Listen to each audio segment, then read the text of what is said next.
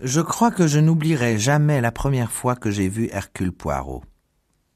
Bien sûr, je me suis habitué à lui plus tard, mais cela me fit un choc. Je ne sais pas ce que je m'étais imaginé, quelque chose dans le genre Sherlock Holmes, grand et mince, avec un visage intelligent et pénétrant. Mais lorsque l'on voit Hercule Poirot, on n'a qu'une envie, c'est de rire. Pour commencer, il faisait à peine plus de 1,65 m. C'était un petit homme étrange et rondelet, assez âgé, avec une énorme moustache et une tête en forme d'œuf. On aurait dit un coiffeur dans une pièce de théâtre comique. Et c'était lui l'homme qui allait découvrir qui avait tué Mrs. Liner. Je suppose qu'une pointe de déception dut se lire sur mon visage, car il me dit presque immédiatement en arrivant: « Vous avez quelque chose à redire à mon sujet, ma sœur ? Souvenez-vous, c'est à l'usage que l'on peut juger de la qualité d'une chose. » Le docteur Riley le fit venir ici après le déjeuner dimanche, et sa première mesure fut de nous demander à tous de nous rassembler. Nous nous installâmes dans la salle à manger autour de la table. Monsieur Poirot s'assit au bout avec le docteur Liner d'un côté et le docteur Riley de l'autre. Lorsque nous fûmes tous là, le docteur Liner prit la parole.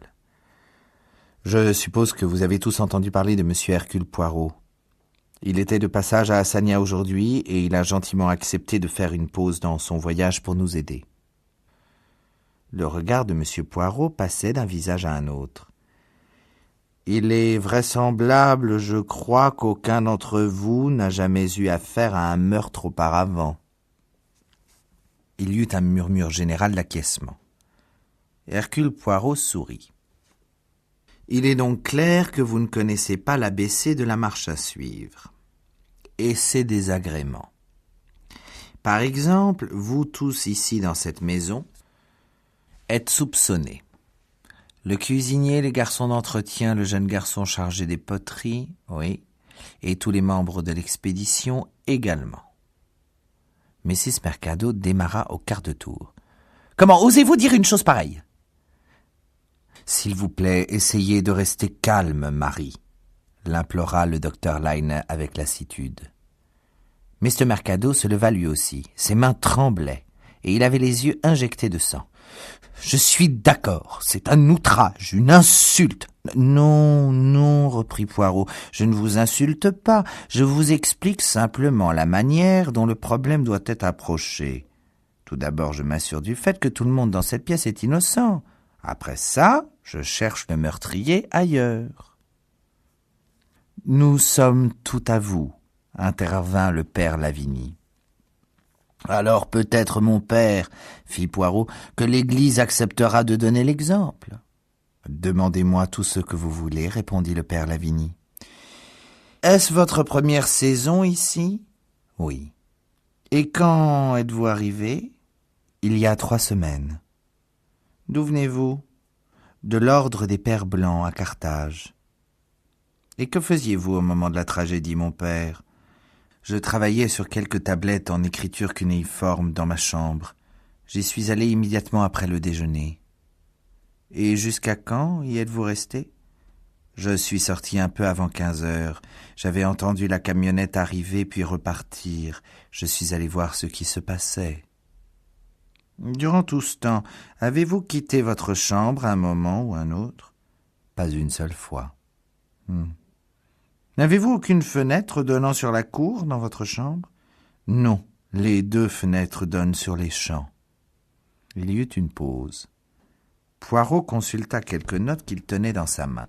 « J'ai cru comprendre qu'il y a 2 nuits, on a craint qu'un cambriolage ne se soit produit. » Le père Lavigny acquiesça et raconta son histoire sur la lumière aperçue dans la salle des antiquités et la recherche vaine qui avait suivi.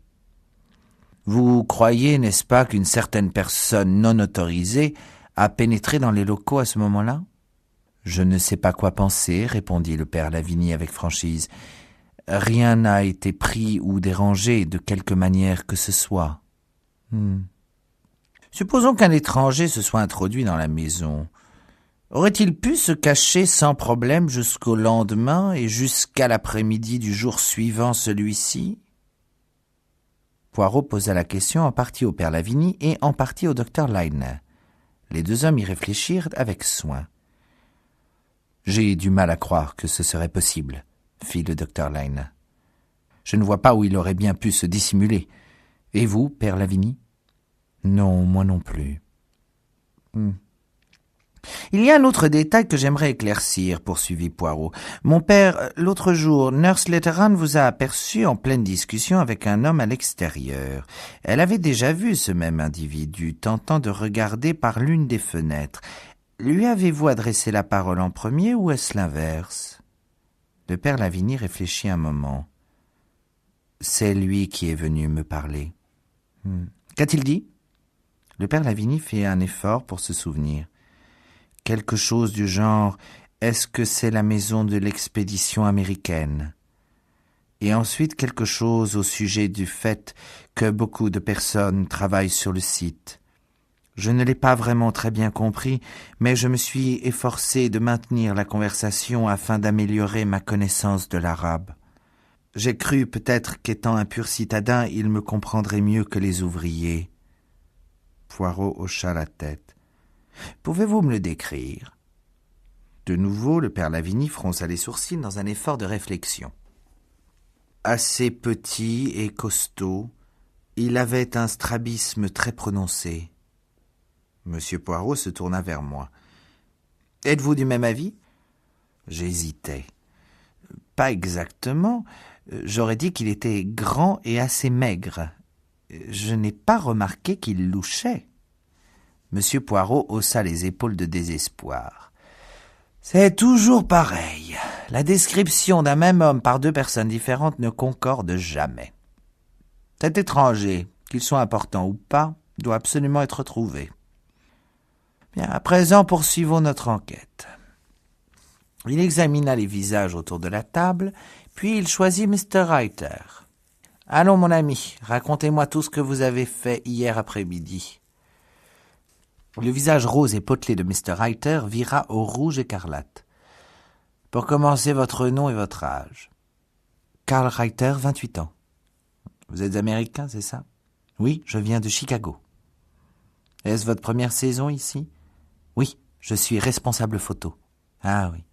Et hier après-midi, qu'avez-vous fait? »« Eh bien, j'étais dans la chambre noire et la salle de photographie. »« La chambre noire se trouve en sortant de la salle de photographie? »« Oui.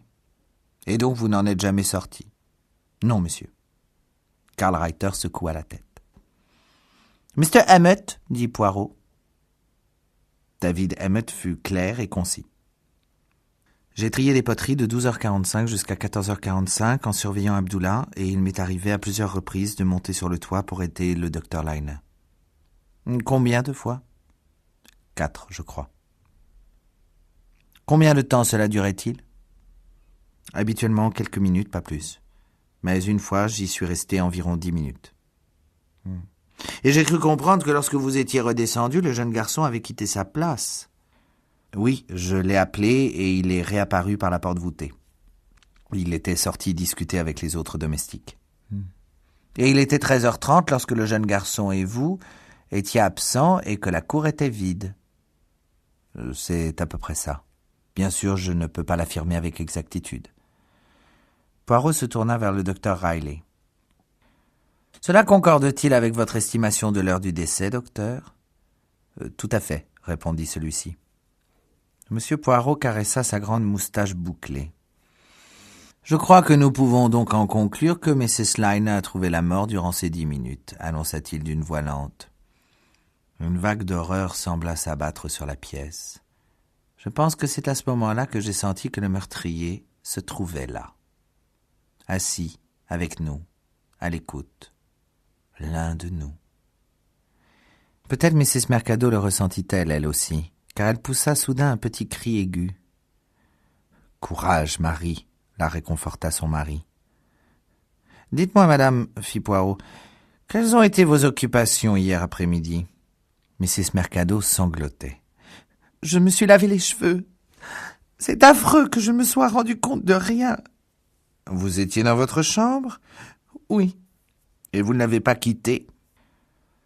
Pas jusqu'à ce que j'entende la camionnette. À ce moment-là, je suis sorti et j'ai appris ce qui s'était passé. Oh, c'est horrible. Poirot se tourna vers son mari. Et vous, monsieur? Monsieur Mercado prit la parole avec nervosité. Moi? Vous étiez dans le laboratoire, Joseph, le pressa sa femme. Ah oui, c'est vrai. Et à quelle heure vous y êtes-vous rendu? Il regarda désespérément vers Mrs. Mercado. À 12h50, Joseph. Ah oui, à 12h50. Êtes-vous à un moment ou à un autre sorti dans la cour? Je suis sûr que non. Poirot poursuivit. Miss Johnson? J'ai bien peur de ne pas pouvoir vous dire grand-chose. Je travaillais dans le salon, je prenais des impressions de cachets cylindriques. Et vous n'avez rien remarqué? Eh bien, pas vraiment. Peut-être que je m'imagine des choses. Et qu'est-ce donc que vous avez, pour ainsi dire, imaginé? Qu'à un certain moment de l'après-midi, j'ai entendu un léger cri. Quelle heure était-il, mademoiselle? Demanda Poirot. Il devait être environ 13h30. Et vous n'avez rien entendu d'autre? Une porte s'ouvrir ou se refermer, par exemple? Miss Johnson secoua la tête. Vous étiez assise à une table, je présume, continua M. Poirot. Dans quelle direction étiez-vous tourné? J'étais face à la cour. Pouviez-vous voir Abdullah nettoyer les poteries de là où vous étiez? Seulement si je levais la tête, mais j'étais très attentive à ce que je faisais. Si quelqu'un était passé devant la fenêtre qui donne sur la cour, cependant, vous l'auriez remarqué. Oh oui, j'en suis pratiquement persuadé. Et vous n'avez vu personne? Non. Vous n'avez pas vu Abdullah quitter son travail et sortir rejoindre les autres domestiques, insista Poirot? Non. 10 minutes, dit-il d'un air songeur. C'est 10 minutes fatales. Il y eut un moment de silence et M. Poirot consulta une fois de plus son carnet. « Mr. Carey ?» Richard Carey était impassible et il parlait lentement. « Je ne peux rien ajouter de plus. J'étais de service sur le site des fouilles. On m'a annoncé la nouvelle là-bas. » « Et vous ne voyez rien qui ne se soit passé dans les jours précédant immédiatement le meurtre qui puisse nous aider? » Rien du tout. « Monsieur Coleman ?»« J'étais sorti, répondit-il. Je suis allé à Hassania hier matin pour prendre l'argent des salaires des ouvriers. Lorsque je suis revenu, Emmett m'a raconté ce qui s'était passé et je suis reparti pour aller chercher la police et le docteur Riley. » Poirot l'observa quelques minutes. « Vous êtes anglais, Mr. Coleman? »« C'est exact, monsieur. 100% authentique. » « Était-ce votre première saison? »« Tout à fait. »« Et vous êtes un vrai passionné d'archéologie? » Cette question parut légèrement embarrasser Mr. Coleman. Il rougit et lança un regard en coin au docteur Liner. « Bien sûr, c'est très intéressant. Je veux dire, je ne suis pas exactement un expert, mais... » Il s'interrompit avec maladresse. Poirot n'insista pas. « J'aimerais à présent parler seul à seul au docteur Liner et au docteur Riley. » C'était le signal pour mettre fin à la réunion. Nous nous levâmes tous. « Miss Letteran, auriez-vous l'amabilité de rester? Je crois que votre assistance nous serait très utile à tous. » Lorsque tout le monde fut sorti, le docteur Riley ferma la porte avec soin. « Bien !» s'exclama Poirot. « Nous sommes maintenant en privé et au calme. Nous pouvons parler librement. Cette petite séance que nous venons d'avoir avait un but bien précis.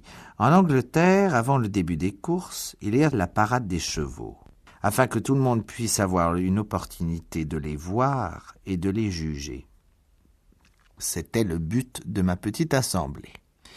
En langage sportif, j'observe les partants possibles. »« Je ne crois pas un seul instant, s'écria le docteur Liner, qu'un membre de mon expédition soit impliqué dans ce crime. » Il se tourna vers moi. « Nurse, s'il vous plaît, racontez à M. Poirot ce qui s'est passé exactement entre ma femme et vous il y a 2 jours. » Ainsi pressé, je commençai mon récit, essayant autant que possible de me rappeler des paroles exactes que Mrs. Liner avait utilisées. Lorsque j'eus terminé, M. Poirot dit « Très bien. Vous avez un esprit consciencieux et ordonné. Vous me serez d'une aide précieuse ici. » Il se tourna vers le docteur Liner. « Avez-vous ces lettres? »« Elles sont là. J'ai pensé que vous aimeriez les voir. » Poirot prit les lettres et les lut tout en les examinant méticuleusement. Puis il les reposa. « Bien, à présent faisons en sorte d'établir les faits clairement et chronologiquement. Votre femme a reçu la première lettre peu après son mariage avec vous aux États-Unis. Très peu de temps après que la seconde soit arrivée, vous avez tous deux échappé de justesse à un empoisonnement au gaz. Vous êtes ensuite allé à l'étranger et pendant presque 2 ans, elle n'a plus reçu aucune lettre. Celles-ci ont recommencé au début de votre saison ici, c'est-à-dire durant les 3 dernières semaines. Est-ce exact? Absolument. Non. Certains incidents se sont également produits. Des mains frappant contre la fenêtre, la vision d'un visage spectral, des bruits dans la salle des antiquités. Vous n'avez pas été témoin de ces phénomènes en personne? Non. En fait, personne à part Mrs. Lyne. Le père Lavigny a aperçu de la lumière dans la salle des antiquités. Oui, je ne l'ai pas oublié. Poirot demeura silencieux un instant, puis ajouta « Votre femme avait-elle rédigé un testament ?»« Je ne crois pas, ça ne semblait pas utile. »« N'était-elle pas une femme riche ?»« Si, lorsqu'elle était en vie. Son père lui a laissé une somme d'argent considérable en actions, mais elle ne pouvait pas toucher au capital. À sa mort, cet argent devait revenir à ses enfants si elle en avait, et dans le cas contraire, au musée de Pittstown. » Poirot tapota sur la table d'un air songeur. « Nous pouvons alors, je pense, écarter d'ores et déjà un mobile. Vous comprenez ce que je cherche en premier. À qui bénéficie la mort du défunt? Dans ce cas, c'est un musée. Pour la prochaine étape, je procède toujours en suspectant le mari ou la femme de la victime. Cette fois-ci, non seulement il est prouvé que vous ne vous êtes jamais approché de la chambre de votre femme hier après-midi, mais en plus, vous perdrez non seulement votre femme, mais aussi un gain d'argent. Et ajoutez à cela... » Il se tut. « Oui, fit le docteur Lyne. « Je crois, reprit Poirot, être capable de reconnaître de la dévotion quand j'en vois. Je pense, docteur Lyne, que votre amour pour votre femme était votre principale raison de vivre. C'est exact, n'est-ce pas? » « Oui, répondit le docteur Lyne tout simplement. » Poirot hocha la tête. « Nous pouvons donc passer à autre chose. Mon ami, vous ne m'avez pas tout dit. » Le docteur Lyne le regarda d'un air surpris.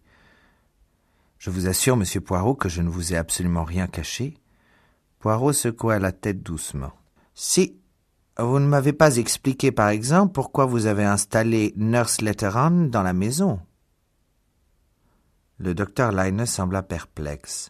« Mais c'est pourtant évident, la nervosité de ma femme, ses angoisses. » Poirot agita un doigt de droite à gauche. « Non, non, non.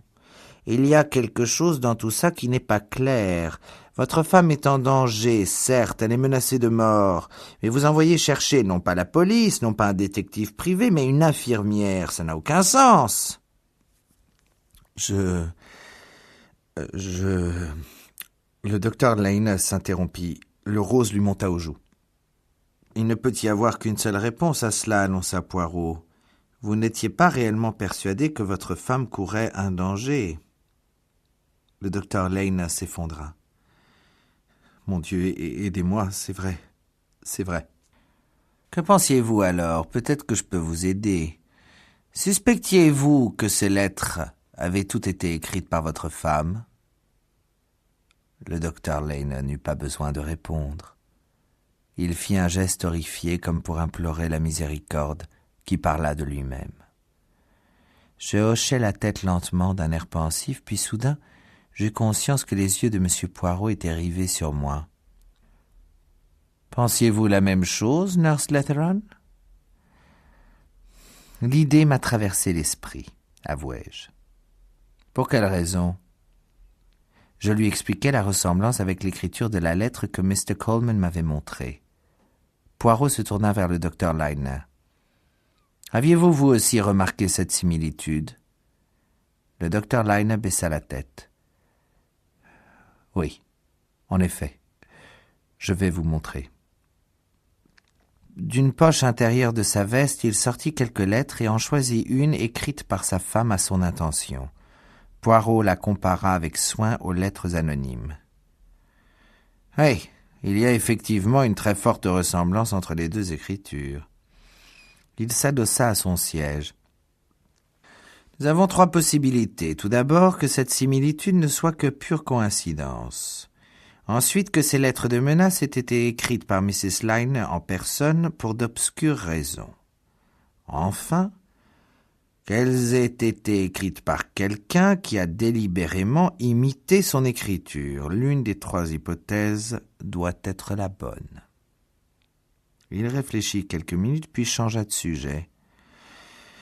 Mais nous devons nous concentrer sur notre affaire, et là aussi 3 solutions s'offrent à nous. Première solution, la plus simple. Le premier mari de votre femme est encore en vie, il la menace dans un premier temps, puis poursuit en passant à l'acte. Si nous acceptons cette supposition, notre problème est de découvrir comment il est entré et sorti sans être vu. Solution numéro 2. Mrs. Liner, pour des raisons qui ne regardent qu'elle, s'écrit des lettres de menace. L'histoire du gaz est un coup monté par elle. Mais si elle s'écrit les lettres, elle ne peut pas courir le moindre danger de la part du soi-disant auteur. Nous devons donc chercher ailleurs pour trouver le meurtrier. Il nous faut en fait chercher parmi les membres de votre équipe. Troisième solution, la plus intéressante de mon point de vue, les lettres sont authentiques. Elles ont été rédigées par le premier mari de Mrs. Liner ou par son plus jeune frère, qui se trouve être en réalité un membre de l'expédition. Le docteur Liner se leva d'un bond.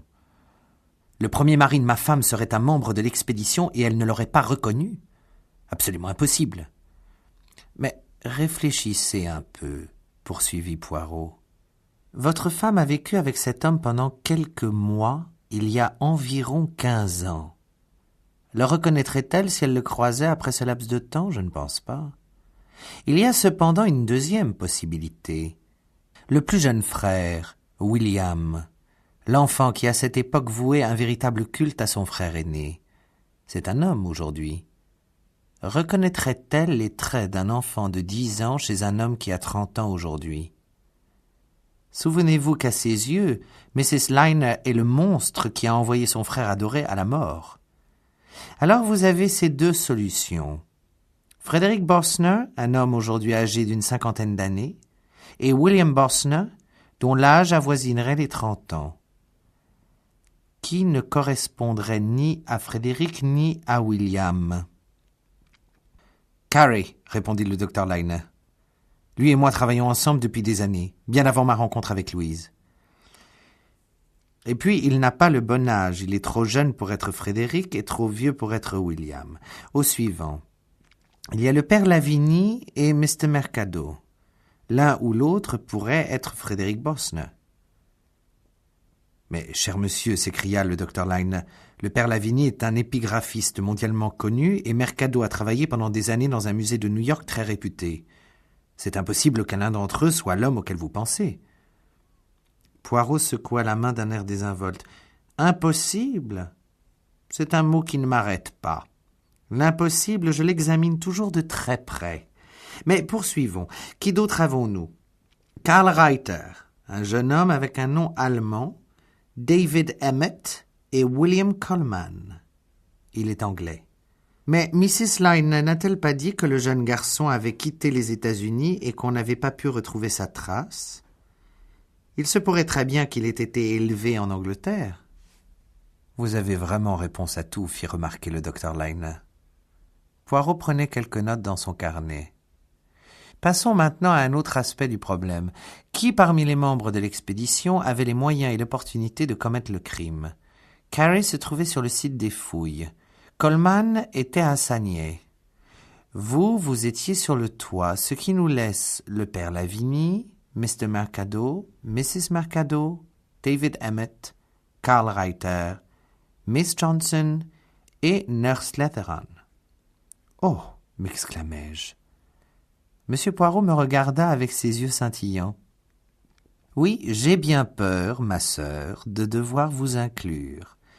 Cela aurait été parfaitement facile pour vous de vous rendre dans la cour pendant qu'il n'y avait personne et de tuer Mrs. Liner. Vous êtes suffisamment forte et elle ne vous aurait pas soupçonné le moins du monde jusqu'au moment où vous l'auriez frappée. J'étais si contrarié que je ne pus prononcer le moindre mot. Mais l'esprit du docteur Liner était absorbé par une toute autre voix. « Vous ne pouvez pas inclure Emmett, monsieur Poirot. Il se trouvait sur le toit avec moi, vous vous rappelez, pendant ces 10 minutes. Néanmoins, nous ne pouvons pas l'exclure. Il aurait très bien pu redescendre, se rendre directement dans la chambre de Mrs. Lyney, la tuer et ensuite rappeler le jeune garçon. Le docteur Lyney secoua la tête. Tout ceci est si incroyable. À ma grande surprise, Poirot acquiesça. C'est vrai. Habituellement, le meurtre est quelque chose de sordide, de très simple. Mais celui-ci, il est incroyable. Je soupçonne, docteur Lyney, que votre épouse était une femme hors du commun. N'êtes-vous pas de cet avis, ma sœur? Dites-lui comment était Louise, me demanda le docteur Lyney.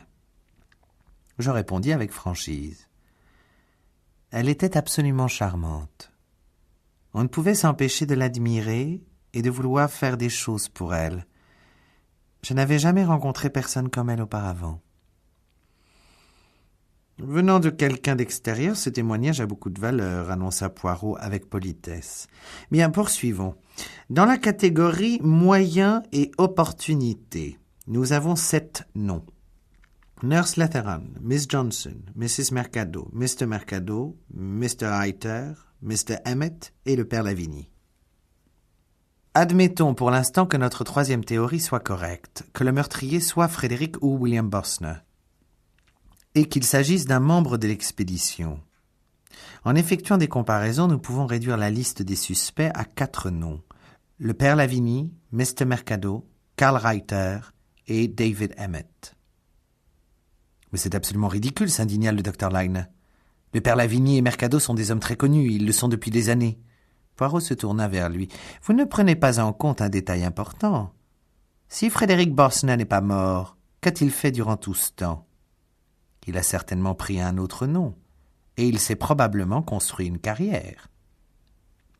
En tant que père blanc, demanda le docteur Riley, sceptique. C'est un peu surprenant, certes, admit Poirot. Mais nous ne pouvons pas l'écarter. De plus, il y a d'autres possibilités. Les jeunes gens, dit le docteur Riley, à mon avis, seulement l'un des suspects est plausible. Et qui ça? Le jeune Carl Reiter. Il a le bon âge, il a un nom allemand, il est nouveau cette année et il n'avait qu'à sortir de sa salle de photographie, traverser la cour pour commettre son crime et revenir à toute vitesse pendant que la voie était libre. Monsieur Poirot ne semblait pas très convaincu. Il se peut que ce ne soit pas aussi simple que ça. N'allons pas plus loin pour le moment. J'aimerais à présent examiner la pièce où le meurtre a eu lieu. Cela vous dérangerait-il, dit le docteur Lyney, si je ne... Oh, bien sûr que non, répondit Poirot.